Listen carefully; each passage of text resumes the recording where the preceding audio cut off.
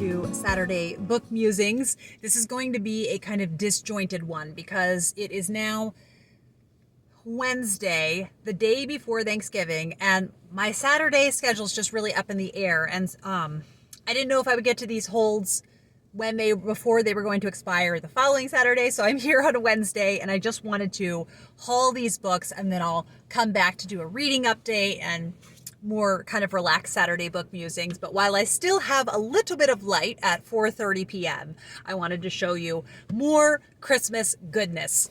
So this is The Legend of Old Belfana by Tomie de Paola. And I have said here, the librarians are so nice. And there's one of the many nights librarians. She came charging out when I was getting ready to pull out. She said, "This hold just came in for you." And I just thought it was so lovely to run out there. This is one that I do not, I don't know if I have read this, but I just saw in the synopsis, 12th Night is involved. So we might save this for 12th Night. That could be fun. So it's about old Belfana who flies in allegedly on 12th Night. So that could be a treat to save for then. And then most of the Berenstain Bears books, picture books, I don't love because they just seem like screenplays of the TV series. But the earlier ones, and this being one of them, the Berenstain Bears Christmas Tree, is so much fun. And it's all about just the crazy lengths that Papa Bear will go to find a Christmas tree and the chaos that ensues. It is a lot of fun. And then we have Dasher Can't Wait for Christmas. The original one of these is just called Dasher, and I did like that. I read that a few years ago, and then I just saw there's even another one in this series. So I love the art in this. I am going in blind, and I just know that it involves Dasher. So I'll be really curious what that one is like. And then I wanted some Christmas poetry.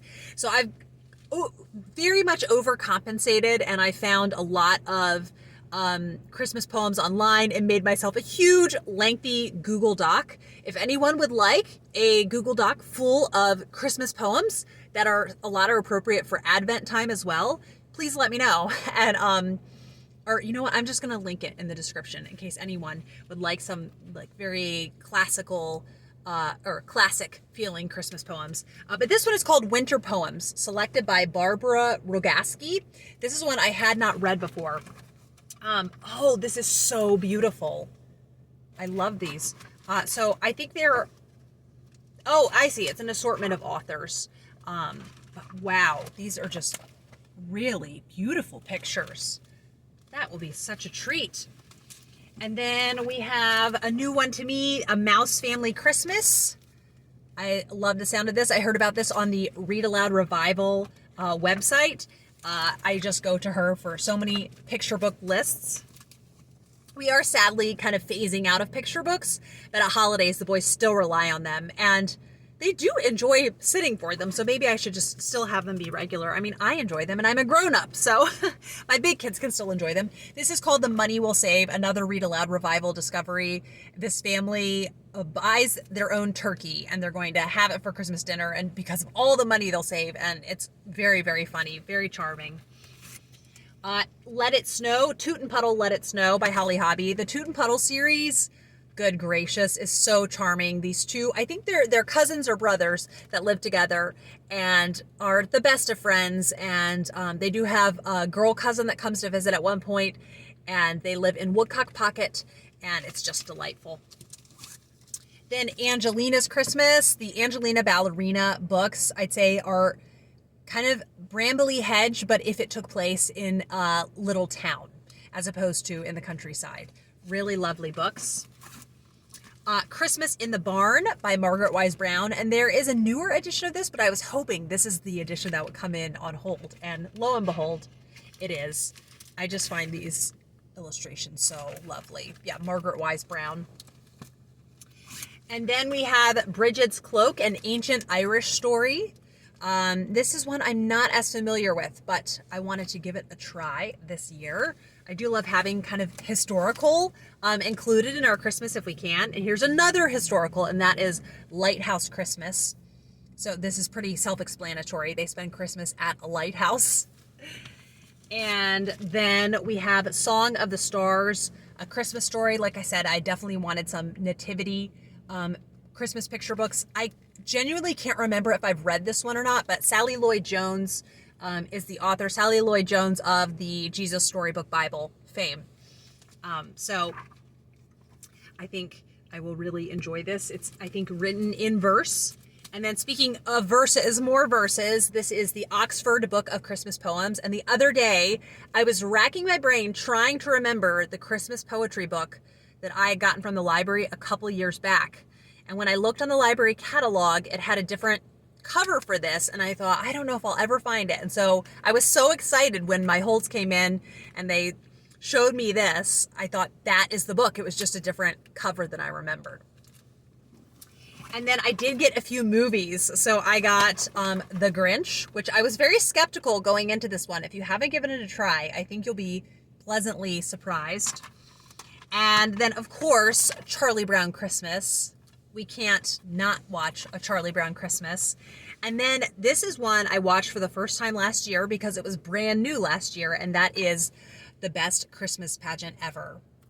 This was so well done, so heartwarming, and hilarious, absolutely hilarious. If you like the book, I think you'll be very happy with this adaptation.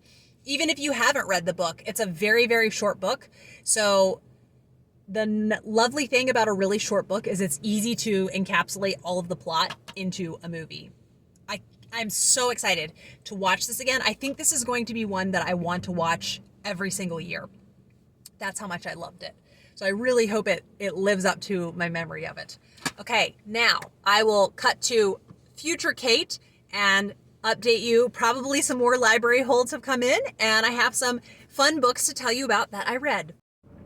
Hello everyone, Future Kate here, now to do a full Saturday book musings where I discuss the different books, movies, music, just assorted things, miscellany that I wanted to talk to you about. And I do have a library haul, so maybe we'll actually do the library haul first. I thought I was done putting holds on picture books, and not even all of my original holds have come in because some of them were already checked out, so I'll get them later on in the month of December. And I am looking forward to those ones, but also then I found a whole new list of books today. So some of them were just at the library, and then I put even more holds. And it's so much fun to do this. And the first one is one that I forgot about, and it wasn't until I was digging through the library shelves that I found it. And that is Morris's Disappearing Bag by Rosemary Wells. I find her books so outrageously charming, and this is a really fun one. And then I had hauled that Berenstain Bears Christmas tree book, and then I had forgotten there's also the Bears Christmas, where they go skiing and there may or may not be disastrous results. And then I did also pick up one I have never read, a classic Christmas story, Star Mother's Youngest Child. And the reason why I really wanted to pick it up is it's illustrated by Trina Schardt-Hyman. And I can get behind anything she illustrates. And then I thought this could be so fun for morning time. Weird But True Christmas. 300 festive facts to light up the holidays. I love having little unbooks to include in our morning time, and this is definitely an unbook, and it just gives interesting facts. And so just reading a few pages out of this each morning will be really fun. I think the boys will enjoy that. And I was today years old when I discovered that Lyle Crocodile had a Christmas book. So it's called Lyle at Christmas. And if you like the Lyle Crocodile books, I think this is definitely worth checking out. It just looks very full of Christmas festivities and full of Lyle. So I was sold as soon as I spotted it on the shelf. This is one I heard about that sounds really lovely called The Christmas Bird. And it's set in what looks to be a Nordic country. So the illustrations are quite captivating. I think that's so beautiful. And I have never read that one. Another one that is new to me that as soon as I heard about it, I thought I must read this. Silent Night, the Song and Its Story, written by Margaret Hodges and illustrated by Tim Ludwig. And this is about the origins of the Christmas Carol Silent Night. I think particularly Arthur will be interested in this book. Silent Night is his favorite Christmas carol, and I love the look of that. And then by Tomie de Paola, I'm pretty sure we read this last year and we really liked it. The Cat on the Dovrefell, and it's a folktale that he makes Christmassy. And then another nativity book simply called The Nativity, and it's illustrated by Ruth Sanderson. And I have read some of her illustrated fairy tale picture books, and they're beautiful. So I really loved the look of this one. And this one looks very fun and playful. Harvey Slumpenberger's Christmas Present. And it's, I think Santa's reindeer are out of commission, so he has to figure out other modes of transportation. And then, Peter Spear's Christmas. I had forgotten about this one. Or maybe I didn't even know it existed, but there it was on the shelf. And I love his Noah's Ark, Bored with Nothing to Do. The Fox Went Out on a Chilly Night is my favorite by him. So this one is, it's a wordless picture book that will be nice to see the pictures. Another nativity book called A Child is Born. Adapted from the New Testament by Elizabeth Winthrop and illustrated by Charles Mikolajczak.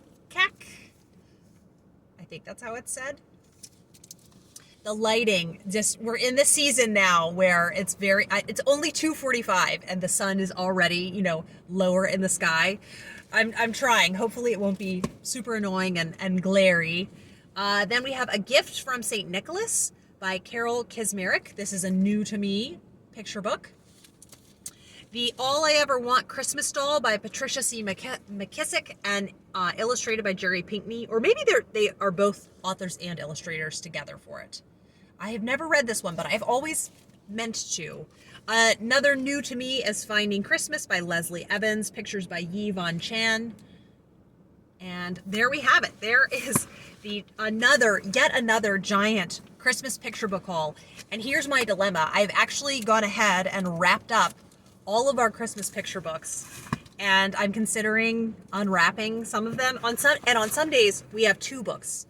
So unwrapping the days that only have 1 and putting in a second book with it. We're going to see. Some of you were interested in knowing the Christmas picture books we have in our home collection. So I forgot that I had said I could give that list, and I had already wrapped some of them up. So to the best of my knowledge, I will give you the complete list.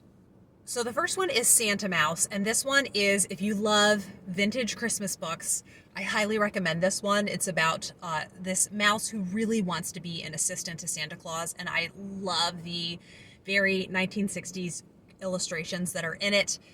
Just so lovely. Then just this little known book called How the Grinch Stole Christmas.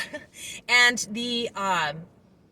I could watch the cartoon of How the Grinch Stole Christmas just on a loop, I feel like, during the Christmas season and not tire of it. I love that cartoon so much. And I love that it's short, so it doesn't feel at all like a big thing to check off on the list. When the boys and I were making a list of Christmas movies we wanted to watch together, that just feels so very doable.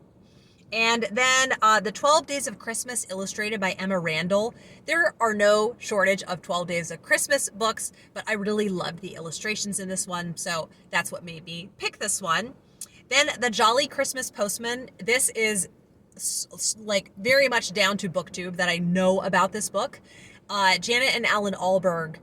I have loved, I think, pretty much everything I've read by them. I love Each Peach Pear Plum. I love Peekaboo Baby. That's one we spent a lot of time reading aloud when the boys were very little. And The Jolly Christmas Postman is, you're following this postman on his mail route and watching him deliver mail to different folklore and fairy tale characters. And it's so full of fun.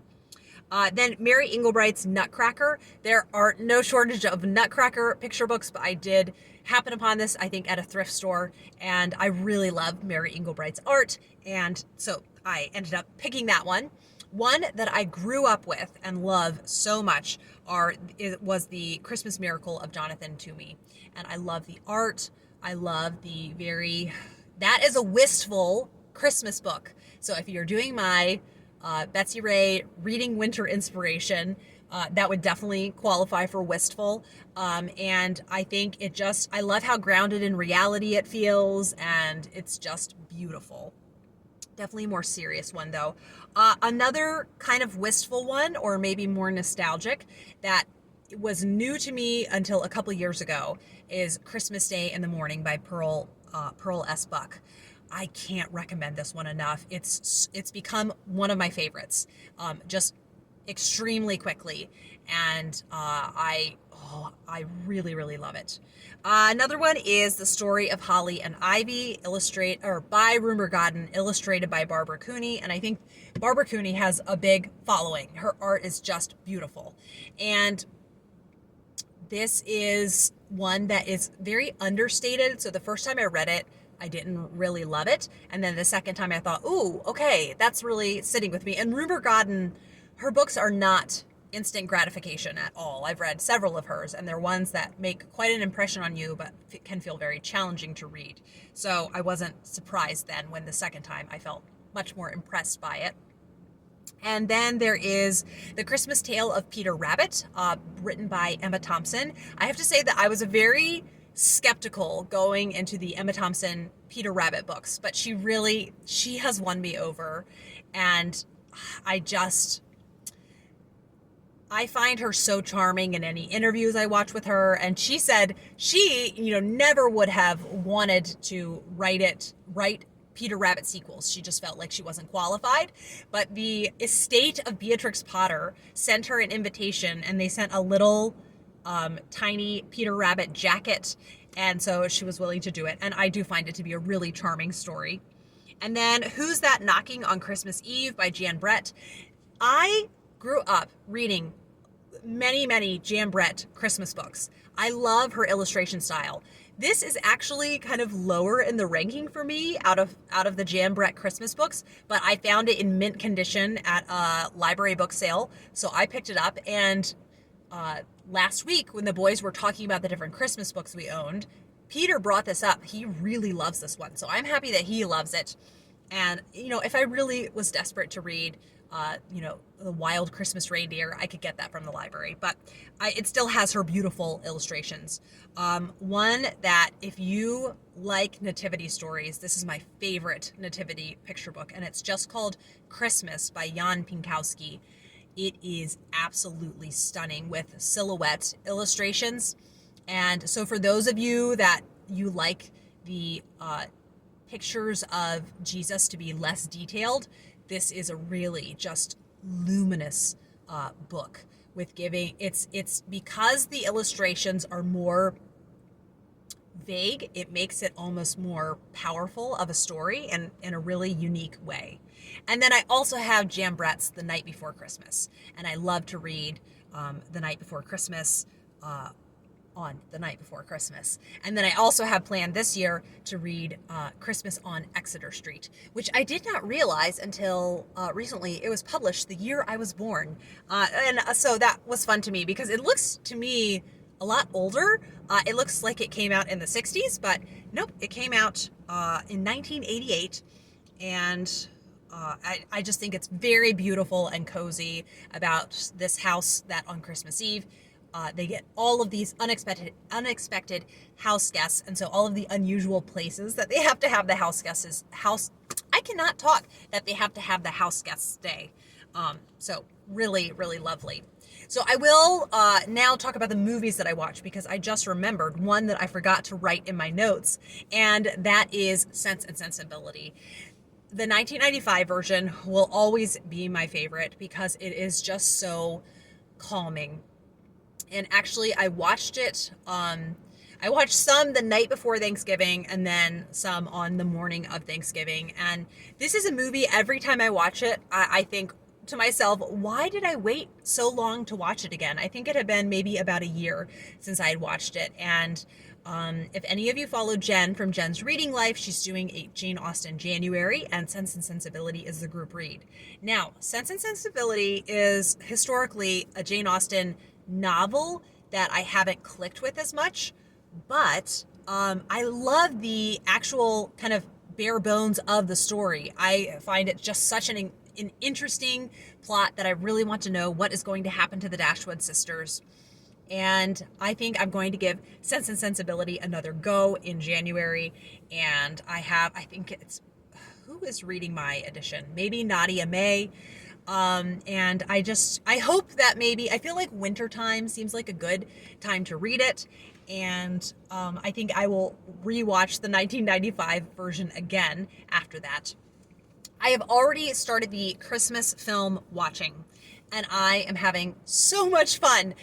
So, there's certain Christmas things like the treats that I can't really partake in this year, and not, limited energy to do tons of activities. So I'm really leaning into the enjoying Christmas via the Christmas music and books, audiobooks, and movies.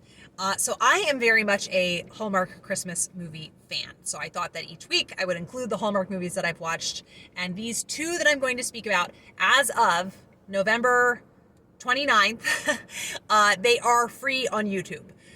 So that could change by the time this even goes up. Who knows what Hallmark will do. But the first one that I watched was Christmas with a Kiss. And this is very much the corporate executive, or actually she's a social media influencer, but she feels very corporate. And she comes home to her small town for Christmas, and her parents run a Christmas carnival every year, and it becomes clear as she's there that her parents are getting a lot older and they feel pretty worn down running this carnival for as long as they have, but it's become a really big thing, so they hate to stop.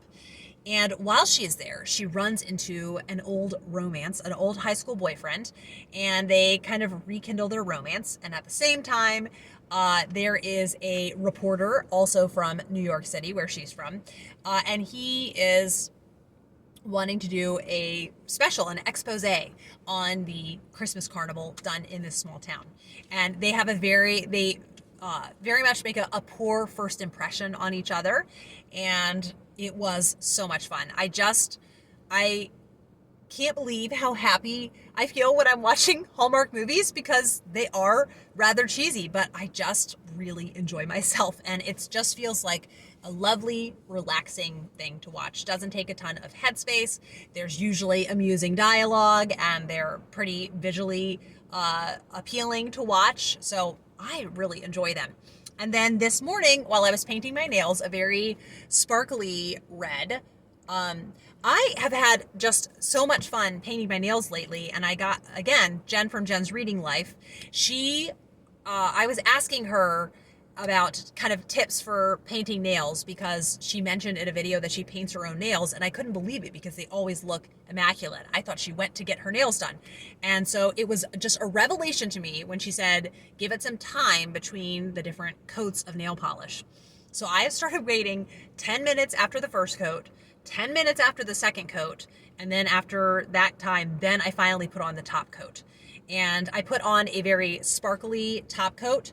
So I've been doing lots of research online, and I have different Christmas red coming in the mail. So this, to me, looks like a very summery red, and I want more kind of a berry red for Christmas. So I'm really excited because it's going to be a new brand to me called ILNP, but it's not getting here till Thursday. And I've decided I already, want to have like a monthly nail color that I want to do, and I already have my January color planned, my February color planned, and it's just going to be so much fun. But for now, for December, I am a little early because December is until Monday, but I'm going to be doing Christmassy red. And the movie that I watched while I was painting my nails this morning was, A Royal Corgi Christmas. I really liked the premise of this one. Royal Christmas movies are very much a fad, so I appreciated that this had something kind of different to put into the mix, and that it's that the prince, who is kind of an absentee prince, he's not home very often, he doesn't really know what to make of being a prince now that his father has passed away. His mother is still reigning as queen, and he brings his mother a corgi as a gift. Their family has always owned corgis, and this corgi ends up making a disastrous public scene at a public ceremony, and there is a woman who is a very gifted dog trainer, and so she volunteers to come in and train.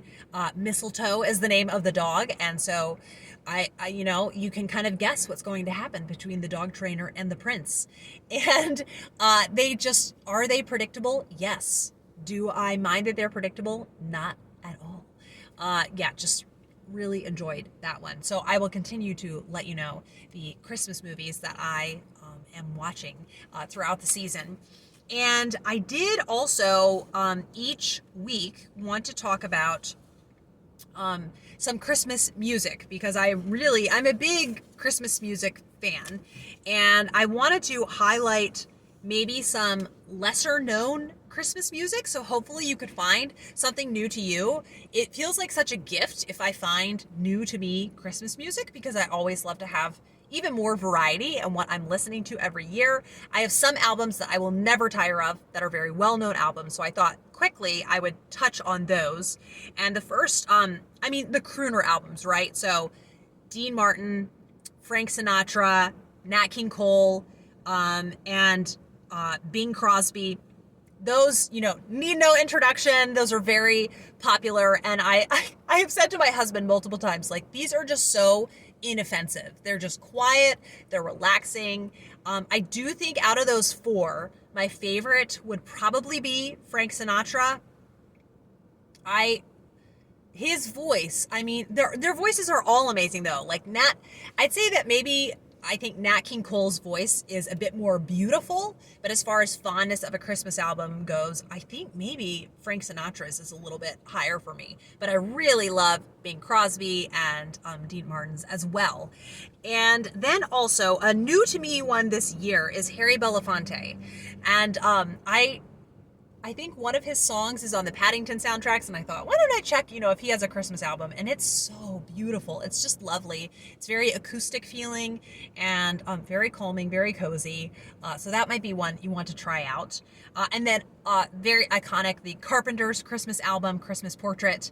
This is one I very much grew up on. So it's got all the nostalgia there, and it's just delightful. Just a lovely, lovely time spent listening to particularly Karen Carpenter's beautiful voice. Merry Christmas, Darling, one of my top tier Christmas songs. Then Joe Stafford is a kind of under the radar, more classic artist, and I was completely captivated when I first heard her song No Other Love, and then found that she does have a Christmas album, and it's beautiful. It's absolutely beautiful. So you might want to try that out. And then a really exciting discovery was Christmas Goes Baroque. And so if you love kind of Philharmonic symphony type renditions of Christmas carols, you're going to be very excited. There are, I think, 2, if not 3 of these albums. So I'm going to link, I know not everyone are Spotify users. So if I can find these albums on YouTube, I will just link the YouTube. If they aren't, then maybe I'll just put the name, and hopefully if you want to track down the CDs, you can. Or if you use Spotify or Pandora, you could stream on there. But it is so beautiful. Christmas Goes Baroque. It's like, I couldn't have asked for a more it's kind of specific request, and there it was. Because I would search Baroque Christmas, kind of wanting older, actual older music, but then stumbled on this, and it's just symphonic renditions of Christmas carols that are so beautiful and soothing to have on in the background. Okay, now for the more under the radar Christmas albums. Some of you will know these, but maybe for those of you that don't, hopefully it's a real treat. So the first one is The Seekers' We Wish You a Merry Christmas. This was a band I found out about from my dad. They were a very big, very sensational Australian band in the kind of 1960s onwards. And then they were not together for a long time. And then lo and behold, they came back several years ago, and they recorded this Christmas album, and it is just stunning. Their rendition of When a Child is Born is so beautiful, and there's only one female singer in it, and her voice is so distinct and so beautiful. She doesn't sound like anybody else, and I love her voice so much. So really love that album, and that's been a newer favorite. And then the other one is the new Christie Minstrels. This, I would say, the Carpenter's Christmas Portrait and the new Christie Minstrels, that's the Christmas music I am the most nostalgic about. Oh, what a beautiful city. One Star, The Shepherd Boy, Farmer Brown's Christmas. What is the Bombino? There's one with Bombino in the title, but there is not a single song on this collection that I want to skip, which is rare. It's very rare. So they did 2 Christmas albums, and so I grew up with it's like a collection that includes both of the Christmas albums. But they were kind of 60s folk revival, which is one of my very favorite like specific genres, and it's just beautiful harmony and such a treat. So if you at all love folk music, I think you're really going to enjoy it. Yeah, just such a lovely Christmas album. So now I just want to listen to all the Christmas music. So I'll talk about some more Christmas albums next week. Hopefully there are those of you out there that enjoy Christmas music. And I think I'll move on to books now. I'll tell you about the books that I read. And so the first I ended up finishing, I think after filming last Saturday's Saturday Book Musings, I came home and I just finished The Black Cauldron. So I did really enjoy this. I ended up giving it 4 stars. I didn't enjoy it quite as much as The Book of Three, which I was surprised by. Maybe I should be surprised, maybe I shouldn't. I know often there are readers who will really love the first in a series and maybe not quite as much love the second book.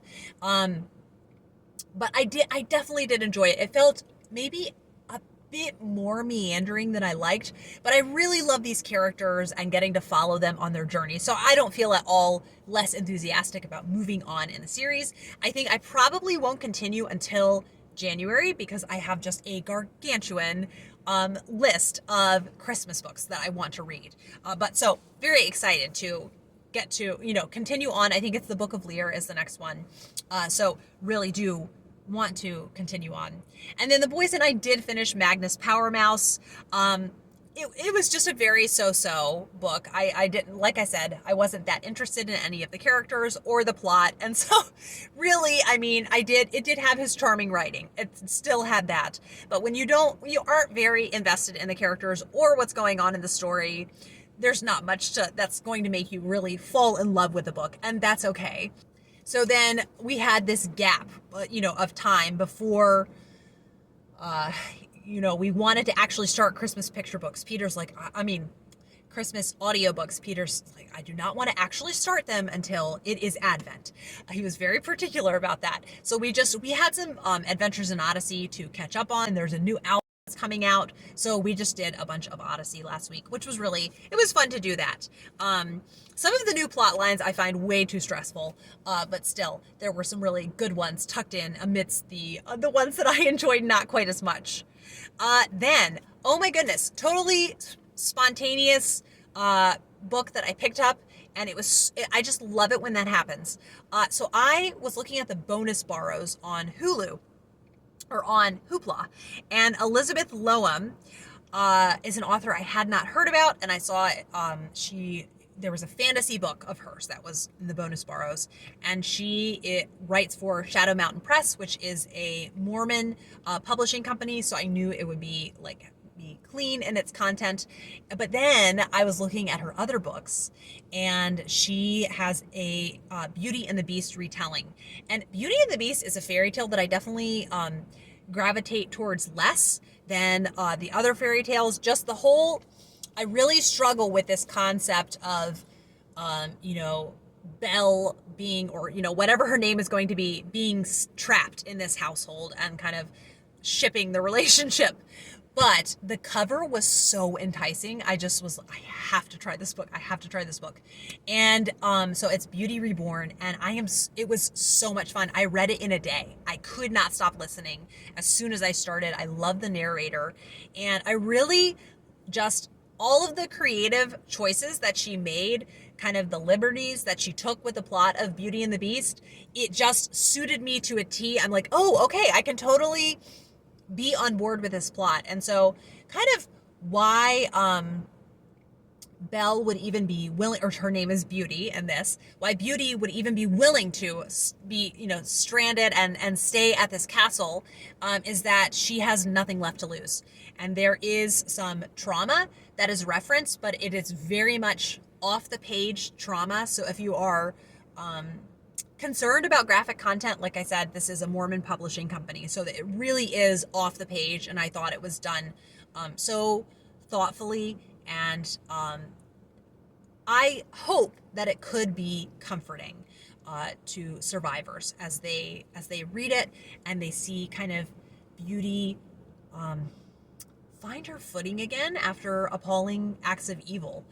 And I loved how bookish it was. And just the character of Beauty, I found her utterly fascinating. And I just wanted to know more and more about her. And the way the romance unfolded, I really enjoyed it. It wasn't quite a 5-star read, and I can't tell you, why it wasn't 5-star. I don't know. I just know that at the end of the day, I thought this was a really super solid 4-star read. And just really, I was just very much in the mood. The fall and winter come, I'm very much in the mood for fairy tale retellings. So I just love that finding this, and the library had the audiobook, and I loved the narrator, and everything just came together perfectly.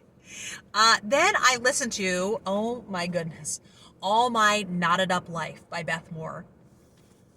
Good grief. So Daryl at Fellowship of the Folios, he's the one that told me about this. Now I need to scooch in. The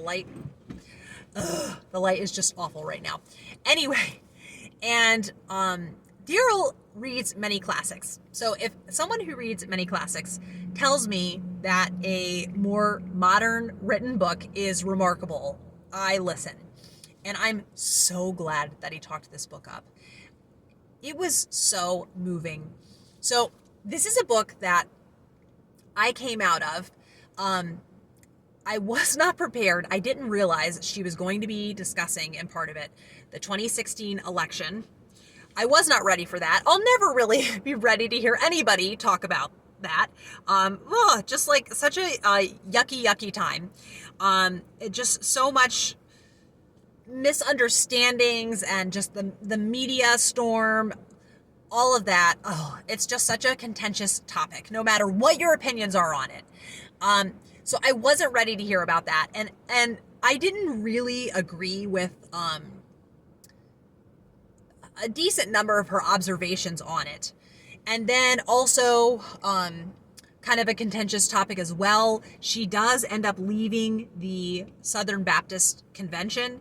And the kind of the accusations that she had, I didn't necessarily agree with all those. Some theological things I didn't necessarily agree on, but I came out thinking, what an amazing book. What an amazing woman. Do we agree on everything? Definitely not. And can I still love this book and take what I really loved out of it? Absolutely. So she is such a gifted writer. She's funny too. She's funny. She is full of sass. Honestly, there's a lot of sass in this. There are just wild things that have happened in her life. Some very, very sad things that happened in her childhood. And to see how resilient she is, I'm just in awe of her. And just the craziness just continues with her husband on a fishing trip. He is getting a fish out of the water, and the very sharp fins on it poke very deeply into his finger, and he says, boy, that hit bone. I felt that. And so then this very just rare condition happens where this bacteria from the fish ends up getting into her husband's system, and he is pretty out of commission for almost 3 years. He's seeing all of these specialists, and they know the treatment he can do, and the treatment almost kills him. It's like he is a shell of himself. And my heart just went out to her with everything that she went through. And it was just really, I couldn't believe how invested I felt in this woman who I had just met. I had not read any of Beth Moore's books, but now after this, I'm really, I love her writing so much. So I particularly want to read her biography of Paul, To Live as Christ. I love the sound of that. But there was one quote that it stopped me in my tracks when I heard it. So I rewound several times so I could copy down the whole quote. And so as she later on is processing these atrocious things that happened to her as a child, it's like she had kind of just suppressed it all, and then everything, comes bubbling up. And so just, I can't imagine what that's like to process as an adult then, years and years later. And the quote was, I was as good as done, sinking to the ocean floor, and he who walked on water plunged his hand beneath the churning brine and brought me forth from the belly of the sea. It gave me chills when I heard it. So just to see the Lord's hand very much in her life amidst these very, very hard things. When you live in a broken world, just the weight of it feels at times like it can crush you. So it was a remarkable book, and so exciting to find this book that I just loved so much right at the tail end of the year. Oh, goodness. And I loved her narration. I loved that she was the one that narrated it. Then I am listening to Harry Potter and the Sorcerer's Stone. And I have to say, I think I love Harry Potter just more each time I reread it, because it's so fun to kind of, here I am back with my very dear friends. We go way back. And I, want to see them when they were so new and young. And then also so much, I love going into it knowing everything that happens in the series. So to see little foreshadowings that you never noticed before, and all of the layers that are there in the story that you could have maybe missed before. And it just feels like just slipping on the comfiest of clothes, because it takes so little brain power to listen to a story so very well. Like at this point with Wives and Daughters, it takes not very much brain power, which is rare for me with a Victorian book. Most of them, it takes a lot of concentration. But that's just, I am such an endorser of rereads, and I think one of the reasons is that because it's just so familiar and lovely to be in. And so maybe you don't feel quite up for processing a brand new story in your head, and so to be in a reread, it can just be so wonderful. So I'm very excited to continue on in that. I think I have about 3 hours left of it, and I always forget how long it takes Harry and Ron to warm up to Hermione. And they are not very fond of her when they first meet her, and she is very full on. I do grant that. But Hermione is very much one of my absolute favorite characters. So she is quite intense. I do grant that, but I love her so much. And then I also started listening to The Path Through Suffering by Elizabeth Elliot. I wanted to read more by Elizabeth Elliot. I did mean to go ahead and start Through Gates of Splendor by her. But after I finished All My Knotted Up Life, I was looking around at different audiobooks, and The Path Through Suffering enticed me more first. So I will get through Gates of Splendor. But this is, it feels like listening to one of her Gateway to Joy talks. If you like Elizabeth Elliot, I think you will enjoy this. I think I slightly more enjoy just listening to her actual talks. but I do think she's a gifted writer as well. So I'm glad that I am reading this. Okay, I was worried I was not going to be able to talk about everything, but here we are. I'm doing pretty decent for time for Saturday Book Musings time scale, and I have a few more things that I will talk about then. So the first is I wanted to let you know the folk songs that we're going to be singing in the month of December. So we usually just have one, but the boys and I, we have been so enjoying singing folk songs, and we do the Ambleside online ones, and so we decided we're going to do this year's December folk song and then the 2024 folk song. We didn't really do much as far as morning time goes last year. So really excited. It's going to be a Sussex carol, which I've heard the tune a lot. I think I've even heard it sung a few times, but I don't think I've ever really sung it much myself. And then we're also going to be doing I Heard the Bells on Christmas Day. And the story behind that, if you've never heard it, I'm going to link.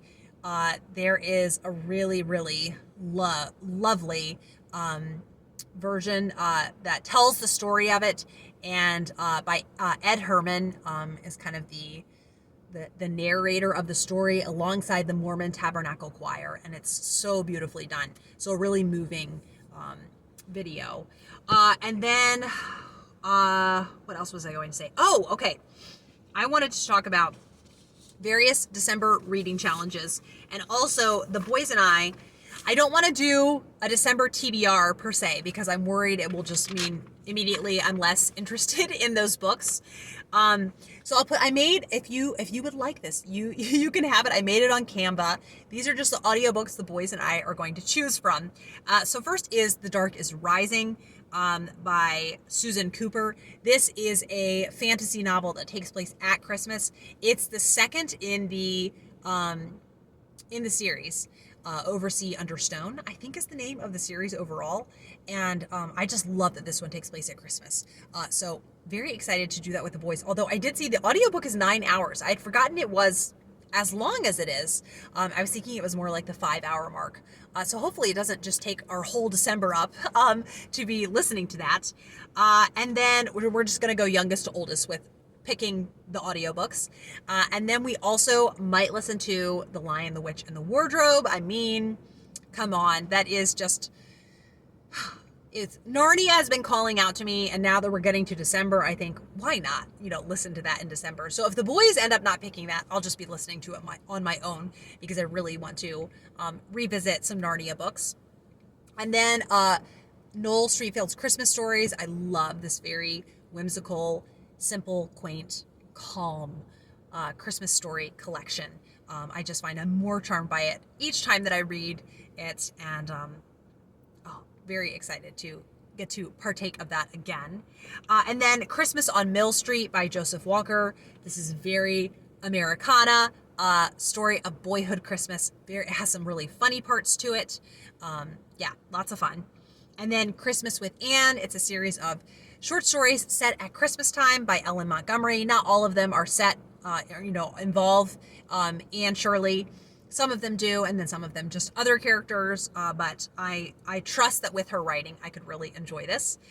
Letters from Father Christmas by J.R.R. Tolkien, where Tolkien, for years, wrote these letters posing as Father Christmas and wrote the letters to his children, and has this whole cast of characters living up at the North Pole. It's so charming, and just such an act of devotion and love for his children, and I find it so moving that he would do that for his children every year. Then The Best Christmas Pageant Ever.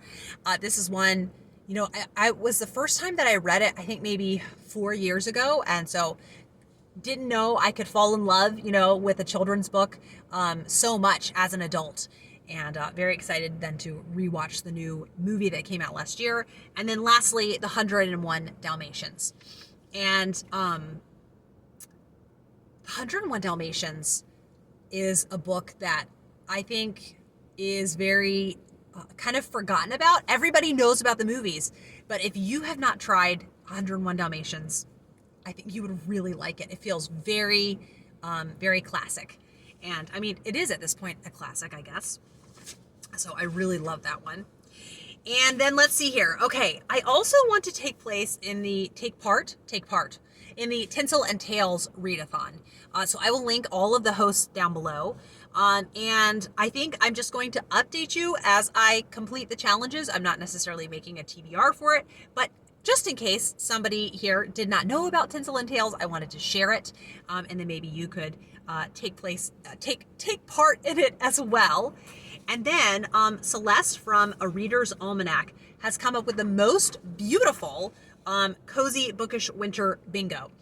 So she has it, you can do it totally small scale. You can count activities or picture books. And so I think I will be counting some picture books. I will be counting some audiobooks that I listen to, but I'm really looking forward to kind of figuring out exactly what can qualify for this one. And I just love the look of it. So yeah, just wanted other people, in case they didn't know about it, to know about it. And it looks so lovely. And then I did also want to mention that Heather from Heather Tribe put up a Christmas recommended books by the decade video today, and it is so fun, and several new to me Christmas books, which I was so excited to learn about. So you'll definitely want to check out that video because it's just so lovely. And I also did want to say that by the time this goes up, I will have announced on Patreon that I am doing Vlogmas. So the reason I am doing it on Patreon is because I wanted very low-key videos. I knew I couldn't do Vlogmas on a big scale, but I wanted to do something. I just felt like making videos are a really nice distraction when I'm not feeling well, but I didn't want to do them on a big scale. So they are there. If that interests you, you could join for December. I'm doing them all through Epiphany, so through January 6th. And then you could just cancel your subscription after that. But I did want you to know, if that did interest you, they are there. I also have made a playlist of all of my Christmas content in the past on my channel. So if you are a newer subscriber, or there's something maybe you missed, I will link this playlist down below, and hopefully that could help you find that. And I did just remember there was one Christmas movie that I forgot to speak about, and I watched it with the boys. It's one of our favorites, and that is The Santa Claus with Tim Allen. This movie makes me laugh so hard. I find Tim Allen to be extremely funny, and he is this very kind of self-absorbed corporate executive, and he ends up accidentally, through a series of accidental events, becoming Santa Claus. And he's very much in denial for a while. And then another highlight of this book is his son, Charlie. The acting abilities that this kid has, he's just so compelling to watch. He's cute as can be, and he's so convincing. And there's so many lines that I love to quote, and I love to quote it as I'm watching it. That's how many times I've watched it. I was a little bit sad we went ahead and watched it. But I also love the Santa Claus 2. I do not love the Santa Claus 3. But this year I do want to try. They've made a series called the Santa Clauses. So I'd want to give that series a try and see what I would think of it. Okay, that concludes Saturday Book Musings. I had so much to tackle. I wasn't sure if I would make it, but it looks like I've gotten to everything. I hope that this was enjoyable for you. I'm really looking forward to telling you about all of the Christmas reading and listening and watching that I'm doing. Please, any recommendations down below, especially for Hallmark movies that you think are above average, I would love to know. And I look forward to being back with you for another Saturday Book Musings next week.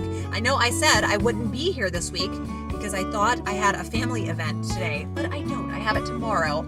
So I was delighted to be able to get to chat with you today. And I hope you all have a good week, and I'll be back with another video soon. Bye!